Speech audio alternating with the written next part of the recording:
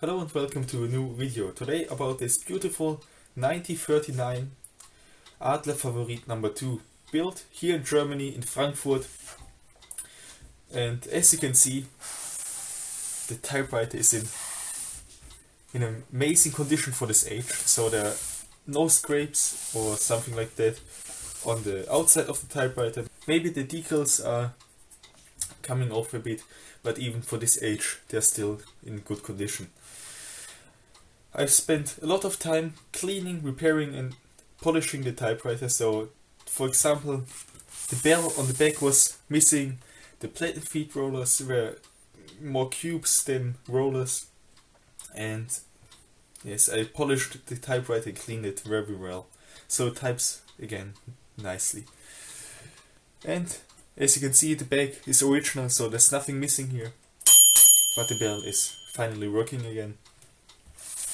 And maybe you've already read it in title, but this is not a clickbait title, it's main serious, because in my opinion, or in my experience, the Adler Favorit or the Adler 46 typewriters are one of the fastest typewriters I've ever seen.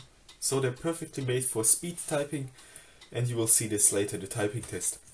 And now let's go over to the functions. I've already presented the Adler 46 in German a few months ago, I think, and this is the previous machine. It's the Adler Favorit 2. There was one older model, the Adler Favorit number 1, but there are just some differences in the back, at the bell and at the locking mechanism, I think. So before you usually can start typing, you have to unlock or lock the safety. So the safety is on the back. There's one metal strap on the right side and one on the left side, and you have to push the carriage down. As you can see, it has a carriage shift, but it's a bit different, because if you shift, the carriage does not move up, it moves down. And this makes shifting faster and more easier, and I really like this function. But now to the carriage lock. You have to push the carriage down, and now you can move those metal stripes and lock them on the outcoming part here on the platen, or on the carriage. And now you can just lock it, the right side, move the whole carriage to the right as much as you can. And then you can do the same with the left side of the typewriter. So there's the same metal stripe here and the same part on the carriage. You can lock the typewriter with, and now the carriage is locked. I'm not a big fan of this carriage lock, but at least it's better than nothing. And the later models, for example the Adler 46 C or B, they have a modern carriage lock, so there's just a lever here, and that's how you lock the carriage. But this carriage lock also works well, and at least it has one. To unlock it, just move the metal stripes away, and that's mostly it. And now we can start typing. On the keyboard, as you can see, there are not that many functions, because the typewriter has no tabulator, of course, it's from 1939, and because it has a different mechanism, so there's no type bar mechanism, it has no color switch. You can just use a one-colored color ribbon, and that's it. So there are not a lot of functions. There's also no right margin, so if you move the carriage to the right, you'll just hear the bell, but there's no lock on the end. There's also just a lock for the left margin if you move the carriage to the left. If you use the carriage release, there is not really a bell and not a margin at all. So there's no margin release on the keyboard, there's no color switch, no tabulator, and of course not that many keys. The two shift keys on the left and on the right, one caps lock on the left, and the backspace on the top right corner. As you can see, I have a 4-road keyboard, not as the Adler Model 7 or the Klein Adler. They only have a 3-road keyboard. This one has a 4-road keyboard and a single shifting key. And yes, of course it's a bit more modern and made for easier typing.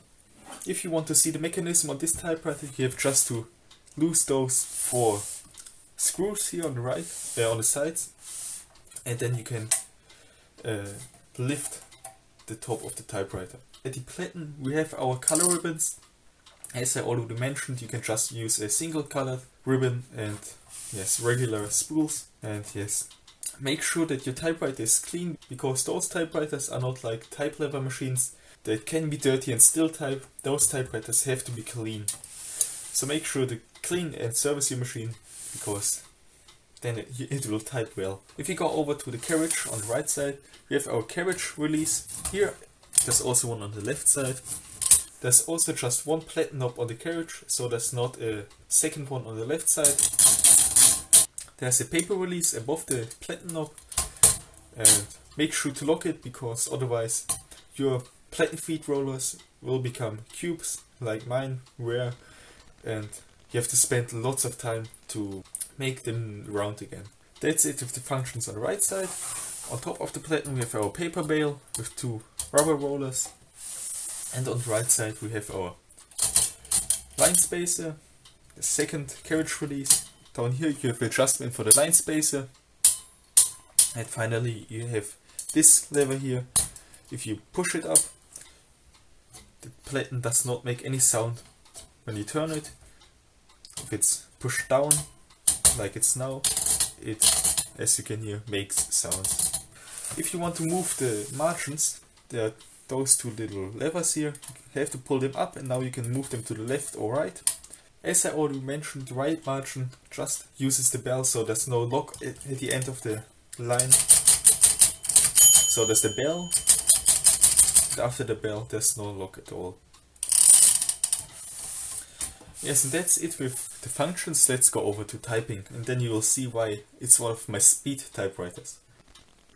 So, and before I start typing, I have to say that if I'm typing English, I'm typing much slower than when I'm typing German. So if you want to see how fast you can really type on this typewriter, go over to my German video about this typewriter. I will link it somewhere up here, and then just skip to the end, and there we'll see how fast you can type with this typewriter if you have experience with the language, of course.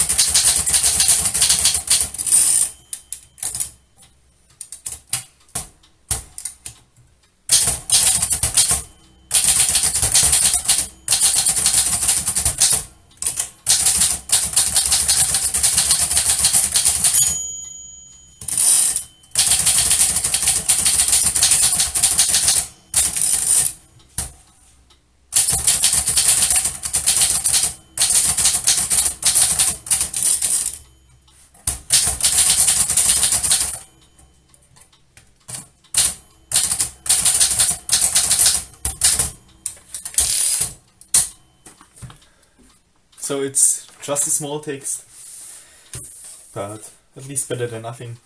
So again, if you want to see fast typing, just go over to my German video, skip to the end, and then you will have typing test there.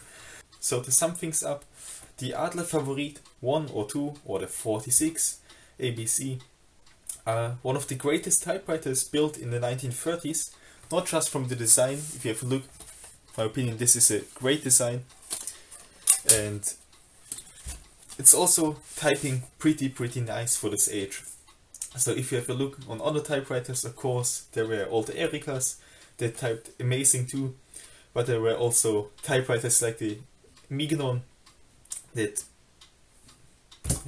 are just for fun today. But the Adler Favorit is completely different. The type feeling is perfect in my opinion, but also the speed and the functions of these typewriters are very well made. So this would be it with today's video about the Adler Favorit. Thank you for watching, and I would be interested in your opinion about this typewriter, so you can leave a comment down below. And yes, thank you for watching. See you the next time.